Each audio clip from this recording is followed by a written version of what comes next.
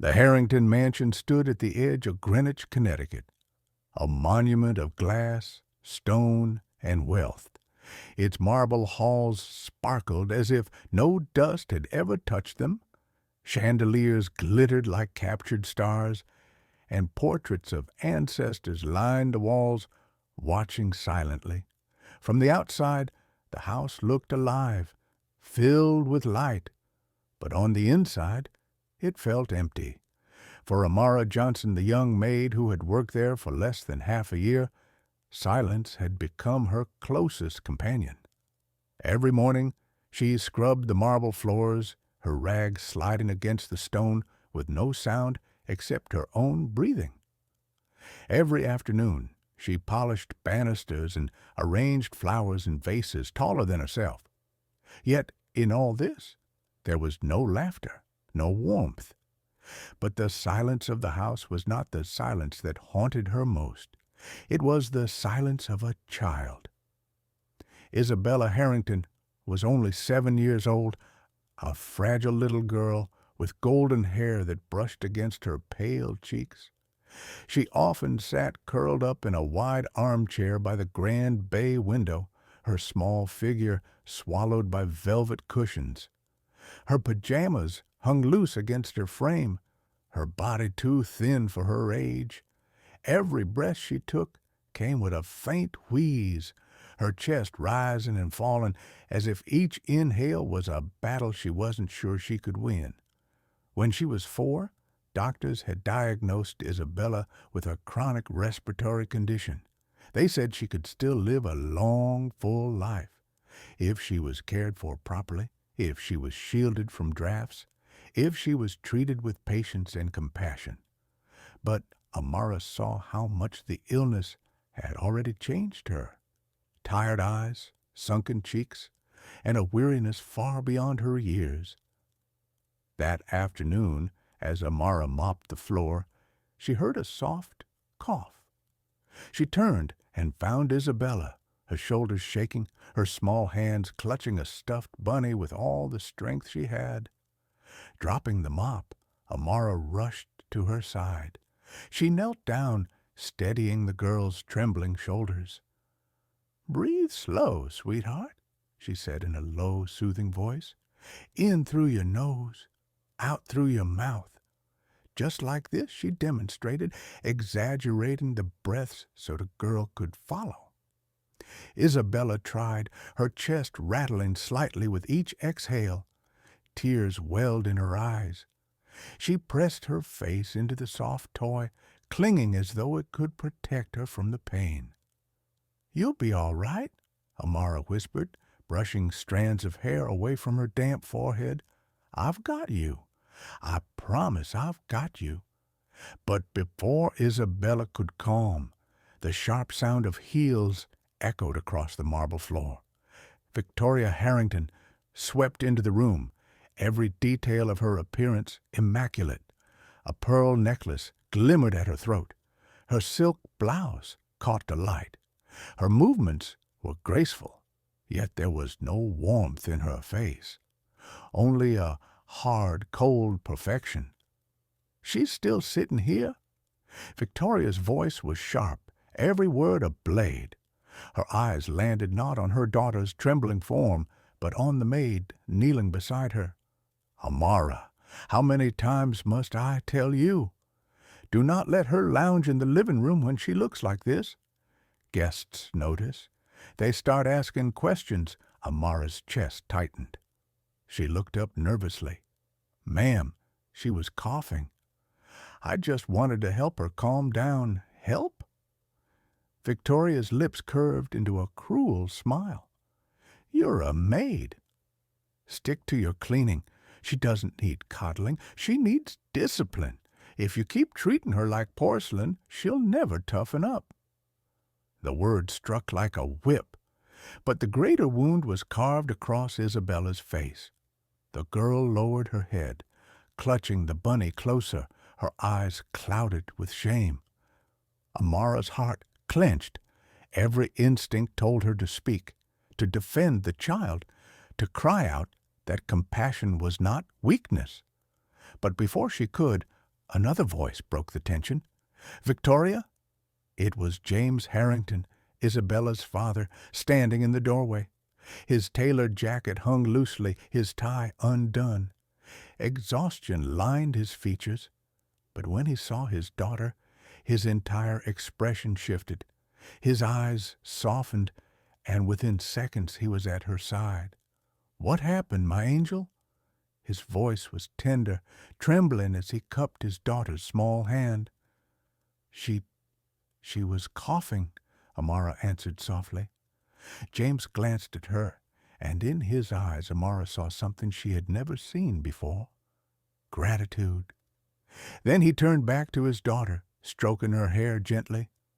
"You don't have to hide it, Isabella. Tell me when it hurts." Her little lips quivered. "Daddy, it hurts when I breathe sometimes." James's jaw tightened. He lifted her carefully into his arms, pressing her against his chest. His voice hardened as he turned to his wife. "I've told you before, Victoria. Her health comes before appearances. I don't care what the neighbors think." Victoria scoffed. "You're too soft on her. Always have been. No wonder she's so weak." "She's not weak," James snapped, his voice breaking with emotion. "She's stronger than either of us. And I will not let her believe otherwise." Amara stood frozen, her fists clenching inside her gloves. For the first time, she saw the line drawn clearly. A father who would fight for his fragile daughter, and a mother who cared more for her image than her child's suffering. And in the middle sat Isabella, breathing unevenly, clutching her bunny as if it were the last thing tethering her to safety. At that moment, Amara made a vow. As long as she worked in this house, she would protect this child, no matter the cost. That night, the mansion felt colder than ever. Amara lay awake in her tiny servants' quarters, her mind replaying Isabella's coughs. Each sound seemed etched into her memory. She finally dozed off, only to wake again to the faintest sound through the thin walls: soft, relentless coughing. By dawn, Amara found Isabella curled on the sofa, dark circles under her eyes. James sat beside her, a mug of warm honey water in his hands. His shirt was wrinkled, his tie gone. He had clearly stayed awake all night. "You should have woken me," Amara whispered, kneeling beside them. James shook his head, his voice heavy with exhaustion. "She asked me not to. She didn't want you to worry." His lips trembled. "I can't stand watching her suffer. It feels like I'm failing her." Isabella tugged at Amara's sleeve with her small fingers.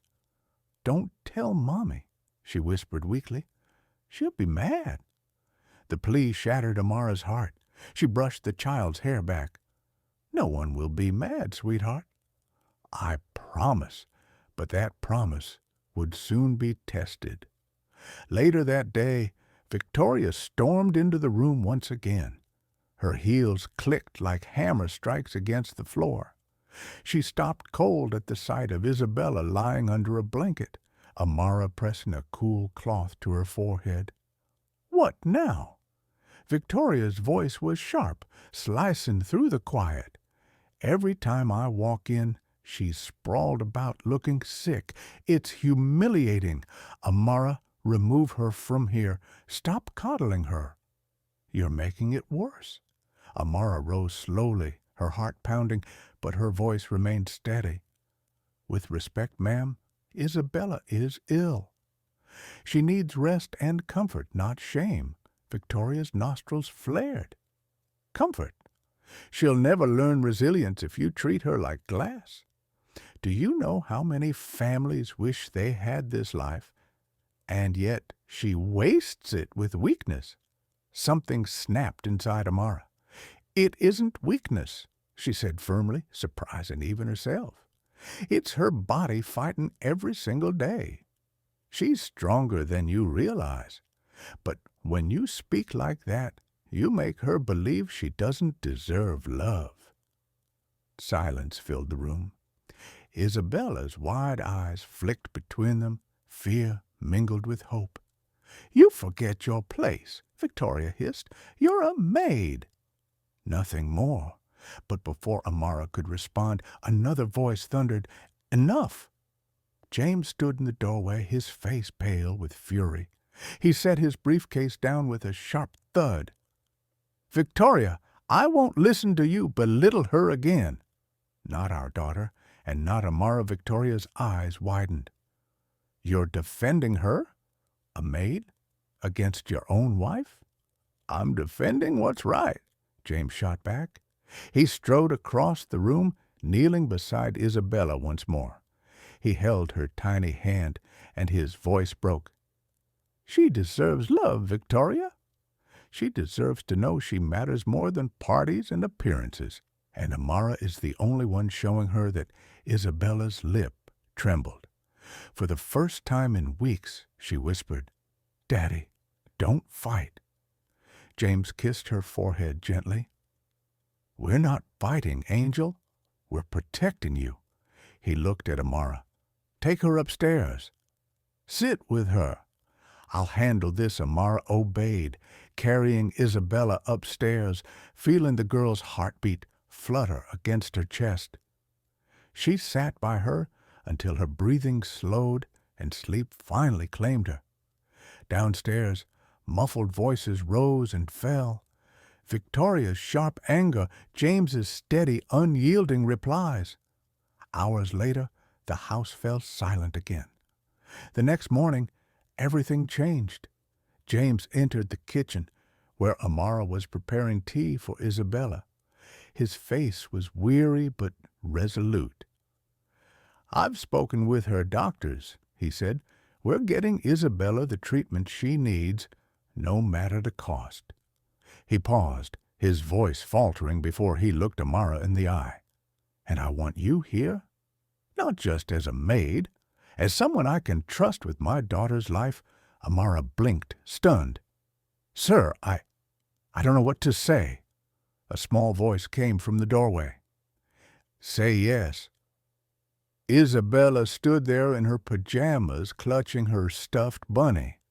Her lips curved into a weak but genuine smile. "Please, stay." Tears filled Amara's eyes. She knelt, pulling the girl into her arms. "I'll stay as long as you need me, sweetheart." "For as long as you want me." Behind them, James exhaled, his shoulders sagging with relief. For the first time in years, the Harrington mansion began to feel less like a prison and more like a home. That evening, Victoria's heels echoed one last time against the marble floors. Amara heard the sound of suitcases being dragged, followed by the slam of the front door. Upstairs, Isabella slept peacefully for the first time in weeks. James sat protectively by her bedside, and Amara's hand rested gently on hers. The perfect house, once cold and empty, had finally become a place of love.